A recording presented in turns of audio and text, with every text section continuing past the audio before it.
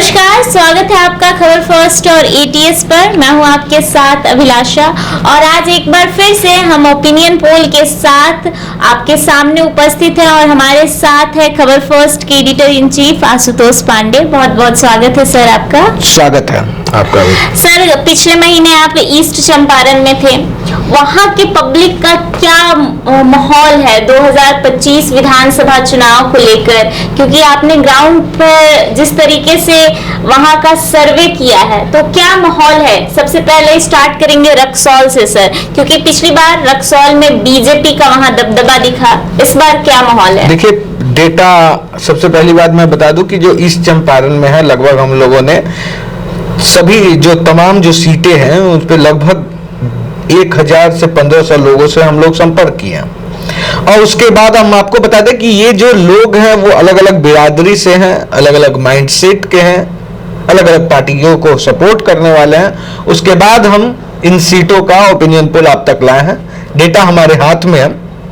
अब हम बात करें रक्सौल की, तो आपको बता दें अभिलाषा, यहाँ से प्रमोद कुमार सिन्हा जो बीजेपी के उम्मीदवार थे, वो लगभग 36,923 वोट से चुनाव जीत गए थे और इस सीट पे 2010 से बीजेपी का कब्जा है। अगर हम बात करें 2015 में भी रक्सौल में बीजेपी 3169 वोट से राष्ट्रीय जनता दल के सुरेश कुमार को हरा दी थी। और आपको बता दें 2010 में भी अच्छा खासा मार्जिन से बीजेपी लोजपा के उम्मीदवार को हरा दी थी। लेकिन सवाल ये नहीं है कि 2020 में, 2015 में और 2010 में क्या हुआ। सवाल ये है कि 2025 में क्या होने वाला। बिल्कुल। आपको बता दें कि रक्सौल में इस बार बीजेपी को फाइट देखने को मिलेगा और ये बीजेपी के कारण नहीं मिल रहा है। बहुत लोगों को नीतीश कुमार से अंदरूनी नाराजगी है। अभिलाषा, मैं आपको बता दूं, बहुत लोगों को नीतीश कुमार से अंदरूनी नाराजगी है। किस प्रकार की नाराजगी? लोग ये देखिए, जो 2024 में था कि नरेंद्र मोदी और नीतीश कुमार के कारण लोगों ने वोट दिया नरेंद्र मोदी के नाम पे, लेकिन 2025 में लोगों का साफ तौर पे कहना कि नीतीश कुमार का जो राजनीतिक स्टैंड है वो क्लियर नहीं है। वो कभी आरजेडी के साथ हो जाते हैं तो कभी बीजेपी के साथ हो जाते हैं। रक्सौल की मैं बात कर रहा हूं, और ये सिर्फ रक्सौल का नहीं है। मैं आपको बता दूं कि रक्सौल, नरकटियागंज, हरसिद्धि, गोविंदगंज, खेसरिया, कल्याणपुर या ढाका तक का बात मैं कर रहा हूं। मैं बता रहा हूं कि लोग नीतीश कुमार से बीजेपी को वोट कर रहे हैं, लेकिन नीतीश कुमार से नाराज चल रहे हैं। तो इस स्थिति में जो ईस्ट चंपारण का सीट है, और आप ये नहीं भूल सकते हैं कि ईस्ट चंपारण में जनसुराज का भी पकड़ बना है। अभिलाषा, जनसुराज, लोग जनसुराज की भी बातें कर रहे हैं। लोग ये कह रहे हैं कि जो प्रशांत किशोर है वो बात तो सही कह रहा है। हमें बिहार की बातें करनी चाहिए, बिहार के हित की बात करना चाहिए, रोजगार की बातें करनी चाहिए। किस तरह से रोजगार होगा, बेरोजगारी किस तरह से दूर होगी, स्वास्थ्य व्यवस्था किस तरह से अच्छा होगा। अब गांव-गांव में लोग बात कर रहे हैं। तो कैडर वोट जो है इस बार कहीं ना कहीं दोनों आरजेडी का भी और बीजेपी एनडीए में, यानी कि बीजेपी और जदयू का भी टूट सकता है इस चंपारण में। मुझे ये पहले देखने को मिला। नहीं, सिर्फ प्रशांत किशोर नहीं है, प्रशांत किशोर मुद्दा है। दूसरा, नीतीश कुमार का जो हाल ही अगर आप 1, 2, 3 साल का राजनीति देखिएगा और उनका स्टैंड देखिएगा, तो जिस तरह का रहा उससे भी आम जनता में कहीं ना कहीं नाराजगी है। लेकिन रिकॉर्ड अगर आप देखिएगा तो 2024 इलेक्शन में नाराजगी के बावजूद भी नीतीश कुमार का कोर वोटर वोट किया था। तो ऐसा अनुमान है, क्योंकि देखिए राजनीति जो है वो संभावनाओं की चीज होती है। तो ऐसी संभावनाएं हैं कि 2025 विधानसभा इलेक्शन में भी नीतीश कुमार का कोर वोटर वोट देगा। तो इस परिस्थिति में ये जो आप बात कर रही हैं रक्सौल की जो सीट है, ये बीजेपी की सीट है और यहां से बीजेपी जीत जाएगी। लेकिन आपको मैं बता दूं, नरकटियागंज, हरसिद्धि और आपका खेसरिया, जो 3 विधानसभा सीट है इस चंपारण में, यहां पे स्थिति बहुत ही भयावह, बहुत ही आपको काफी तकलीफ देगा। जो भी एनडीए समर्थक होंगे उनको ये सीट तकलीफ देने वाला है ओपिनियन। क्योंकि मैं बता दूं कि यहां पे जो है सबसे पहले अगर आप इन 3 विधानसभा सीट की बात करिएगा, नरकटिया, उसके बाद हरसिडी, खेसरिया, ये जो सारी सीटें, ढाका, उसके बाद चिरारी, उसके बाद आप बात कीजिएगा मोतिहारी भी, ये सारी जो सीट है यहां पे सबसे डेमोग्राफिकल स्ट्रक्चर देखिएगा तो मुसलमान और यादव ठीक ठाक है, और ये वोट टूटने वाला मुझे नहीं दिखा। इवन लोग बात कर रहे हैं प्रशांत किशोर की, लेकिन जब वोट देने का बात आता है तो लोग कहते हैं कि वो नहीं जीतेगा। बात समझ, मतलब बिहार के लोगों को प्रशांत किशोर अच्छे लग रहे हैं, बिहार के लोगों को प्रशांत किशोर की बातें, प्रशांत किशोर का संकल्प, प्रशांत किशोर की दृढ़ इच्छा शक्ति सब अच्छा लग रहा है। बिहार का हित अगर होगा तो प्रशांत किशोर से होगा, लोग ये भी चर्चा कर रहे हैं। लेकिन जब वोट देने की बात आती है तो ये नहीं जीतेगा, इसलिए वोट बर्बाद होगा। पहला बात। दूसरा बात, वोट किसको देंगे? तो जो मुस्लिम कम्युनिटी के लोग हैं और जो यादव हैं, यदुवंशी है, वो सीधे तौर पर आरजेडी और उसके सहायक पार्टियों को वोट देने जा रहा है, क्लियर है। लेकिन इस बार सर, लेकिन सवाल ये है कि अभिलाषा कि क्या एनडीए के वोटर्स क्लियर हैं? तो जवाब है नहीं। ईस्ट चंपारण में जो कोर वोटर्स एनडीए के हैं उसमें मुझे डेंट लगते दिख रहा है।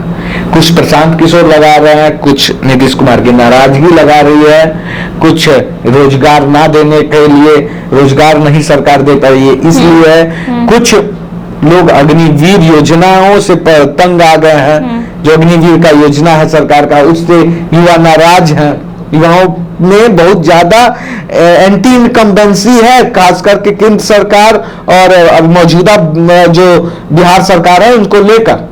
तो अगर इस सारी चीजों को समय रहते नहीं समेटा गया तो ये जो अभी तक का ओपिनियन पोल है इसमें दिख रहा कि आरजेडी हो सकता है सरकार बना ले ईस्ट चंपारण डिस्ट्रिक्ट में। ईस्ट चंपारण नहीं, देखिए अभी तक हम लोग लगभग जो निकाल रहे हैं उसमें मैक्सिमम जो सीटें वो तो ईस्ट चंपारण डिस्ट्रिक्ट में कितने सीमांचल एरिया का जो सर्वे था आप देखी होंगी, हम लोग जब सर्वे कर रहे थे तो क्या निकला, मैक्सिमम सीट आरजेडी लेकर जा रही है। पूर्णिया हो, किशनगंज हो, अररिया हो, कटिहार हो, इन सारी सीटों पे कौन लेके जा रहा है? एनडीए को तो सीट उतना नहीं मिल रहा। अब देखिए कटिहार में मनिहारी आप हार जाइएगा, बरारी हार जाइएगा, कानपुर में फाइट रहेगा, हाँ, उसके बाद आप कोल्हा में आप हार जाइएगा अच्छे उम्मीदवार होने के बावजूद। प्रॉपर कटिहार में तारकेश्वर प्रसाद को इस बार फाइट मिलने वाला है, जो डिप्टी सीएम रह चुके हैं। तो अब पूर्णिया में भी वैसा ही देखिएगा, किशनगंज में आप टोटल सीट देख लीजिए, या फिर AIMIM जीतेगा, नहीं तो आरजेडी जीत जाएगी, कांग्रेस जीतेगी। अररिया में 1-2 सीट हटाते तो उसके बाद वही है, बहुत तगड़ा फाइट है। कुछ सीट तो ऐसी है जहां पे अब बता ही नहीं सकते कौन जीतेगा, ऐसा कोई कैलकुलेशन नहीं है जिससे आप डिसाइड कर लो कि ये जीत रहा है, अभी चुनाव होगा तो नहीं है।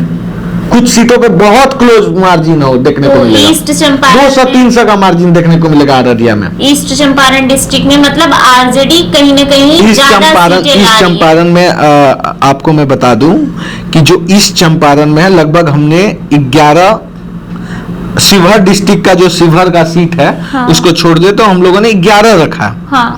देखिए ईस्ट चंपारण बीजेपी का गढ़ कहा जाता है, लेकिन यहाँ पे भी 5 से 6 सीट ऐसी है जहाँ पे जिसमें 4 सीट तो आरजेडी निकाल लेगी। लेकिन पिछली बार भी कांग्रेस ने यहाँ से अच्छी फाइट दी है, बीजेपी फाइट दी है। देखिए पिछली बार का जो चुनाव था वो अलग था, उसका जनता का मूड अलग था।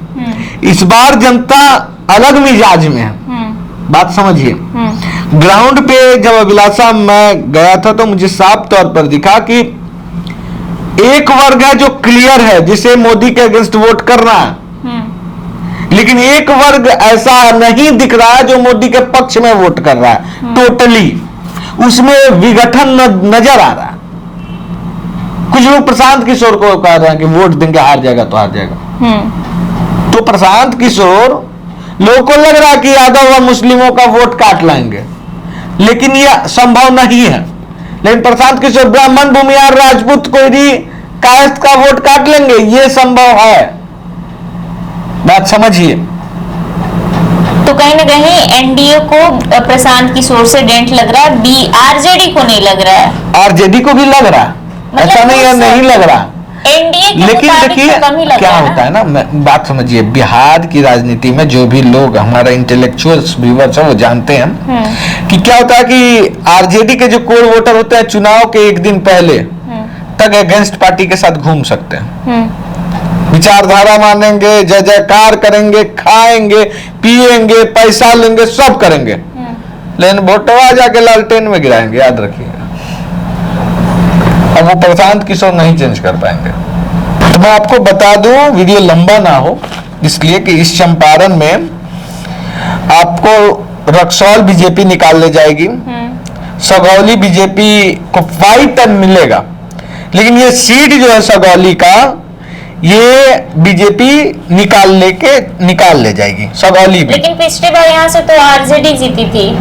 कहां से? देखिए, सगौल से आरजेडी जीत गई थी, लेकिन अभिलाषा बात देखिए कि सगौल में जो शशि भूषण सिंह है आरजेडी के, उनका जो प्रभाव है वो थोड़ा सा एंटी इनकम्पेंसी जैसा है, देखने को मिला। तो इसलिए देखिए, पिछली बार भी 3400 वोट, 3300 फाइट था, उससे पिछली बार देखिएगा तो बीजेपी, उससे भी पिछली बार देखिएगा तो बीजेपी। और पिछली बार हारने का कारण जो था अभिलाषा, वो बीजेपी के इंटरनली प्रॉब्लम था। उम्मीदवार जो बीजेपी कैडर थे वो अपना पूर्ण समर्थन नहीं दिए थे। लेकिन बीजेपी तो रक्सौली में तीसरे नंबर पर भी नहीं पहुंची थी, दूसरे नंबर पर भी आई थी, फिर कांग्रेस थी। देखिए, रक्सौल का जो सीट है इस बार बीजेपी निकालेगी, वो इसलिए निकालेगी कि पिछले बार, देखिए अब वही मैं बोलता हूं, आप लोग डेटा पे मत किया कीजिए, सभी लोग डेटा देखते हैं, आप जनता का मिजाज समझिए, ग्राउंड पे जाइए और तब डेटा बनाइए। न्यूज रूम में होकर आप चुनाव का जब डेटा बनाइएगा तो गड़बड़ा जाइएगा। आज हम आपको सपोर्ट कर रहे हैं, जरूरी हम एक साल बाद आपको सपोर्ट करेंगे? नहीं ना? नहीं। तो उस हिसाब से अगर आप हमको ट्रीट कीजिएगा तो आप हार जाइएगा चुनाव। तो ऐसा जरूरी नहीं होता हमेशा कि जहां से लोग जीत रहा है वहां से जीत जाएगा। मैं क्यों बोल रहा हूं, रक्सौल निकाल लेगा, सुगौली निकाल लेगा, नरकटियागंज हार जाएगी, हरसईडी हार जाएगी, गोविंदगंज में आपको गोविंदगंज सीट हार जाएगी बीजेपी, लेकिन सर खेसारी हार जाएगी, ढाका हार जाएगी। तो जोड़ लीजिए ना कितना गए, 1 2 3 4 5 सीट हार रही है, क्लियर। मतलब ये जो 5 सीट मैं आपको बता रहा हूं अभिलाषा, बात समझिए, ये 5 सीट हारेगी, बीजेपी हार जाएगी। हाँ, और 5 सीट में फाइट देखने को मिलेगा। मुझे जो पहले 2024 तक का चुनाव आप देखेंगे उसमें क्लियर ये दिखता था कि बीजेपी ये सीट जीत रही है। लेकिन 2025 मेरे ओपिनियन पोल में, मैं नहीं जानता लोगों का और लोगों का ओपिनियन पोल क्या आ रहा है, लेकिन खबर फर्स्ट के ओपिनियन पोल में मैं जो सीट बता रहा हूं, नरकटिया, हारसीडी, खेसारी, ढाका, ये जो तमाम सीटें हैं और गोविंदगंज, इस सीटों में ये सारी सीटों में गोविंदगंज में हो सकता है कि थोड़ा सा फाइट देखने को मिले, लेकिन बाकी 4 जो सीट है ये सीट हार रही है। और शिवहर की बात करें तो शिवहर का क्या माहौल है? पिछली बार यहाँ से आरजेडी का दबदबा देखने को मिला था, आरजेडी यहाँ से जीती थी, तो इस बार क्या माहौल है वहां? देखिए, शिवहर सीट की अगर हम बात करें, देखिए शिवहर सीट पे फाइट देखने को मिलेगा अभिलाष। अब देखने वाली बात होगी, देखिए मैं क्या बताऊं, शिवहर में जो बीजेपी कैडर है वो बीजेपी के साथ है, जदयू के जो प्रो कैडर हैं वो जदयू के साथ है। लेकिन अब देखना होगा दो चीज वहां पे। देखिए, पासवान समुदाय तो पासवान के साथ है, लेकिन और कास्ट जो है, जो रविदास समाज हो गया, ये लोग किनके साथ हैं? क्योंकि ग्राउंड पे अगर आप देखिएगा तो यहाँ पे इन दोनों समाज के बीच कहीं ना कहीं बहुत जगह बिहार में वर्चस्व की लड़ाई भी चल रही है।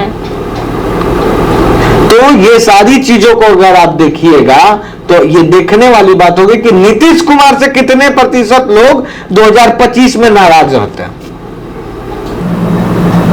ये अभी मतलब अभी के डेट में अगर चुनाव हो जाए तो शिवहर में फाइट देखने को मिलेगा आपको। लेकिन मैं बता दूं कि ये सीट बीजेपी या जदयू इस बार निकाल ले जाएगी। शिवहर की सीट आरजेडी पीछे रह जाएगी। आरजेडी नहीं जीत पाएगी सीट। देखिए, आरजेडी जो पिछली बार सीट जीती थी, जो शिवहर की सीट जीती थी, चेतन आनंद सिंह चुनाव लड़े थे और वहीं से जदयू से सरफुद्दीन को मिला था।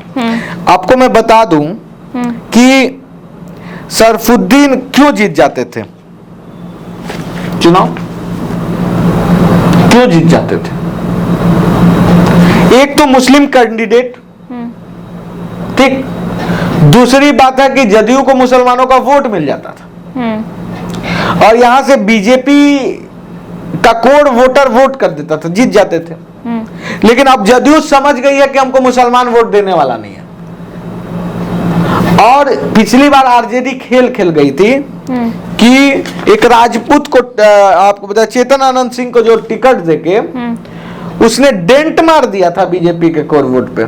अब मुसलमानों का वोट मिल गया, जीत गए चुनाव, यादव का वोट मिल गया, जीत गए। लेकिन देखिए, हर बार आपका वो गोटी सेट हो ऐसा जरूरी नहीं है। इस बार मैं क्या बोल रहा हूं कि इस बार बिहार में मुसलमान जदयू को वोट देने नहीं जा रहे हैं। मैं कहूंगा इसको आप एकदम आगे लगाइएगा। अभी तक जितना भी मैं ग्राउंड में गया हूं, मुझे एक चीज क्लियर आया कि इस बार बीजेपी जदयू और लोजपा को मुसलमान वोट नहीं देंगे।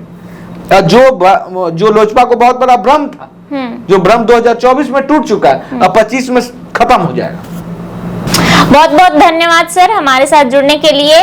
और अगली बार हम वेस्ट चंपारण के ओपिनियन पोल के साथ आपके सामने होंगे और ऐसे ही तमाम खबरों के लिए बने रहें खबर फर्स्ट के साथ।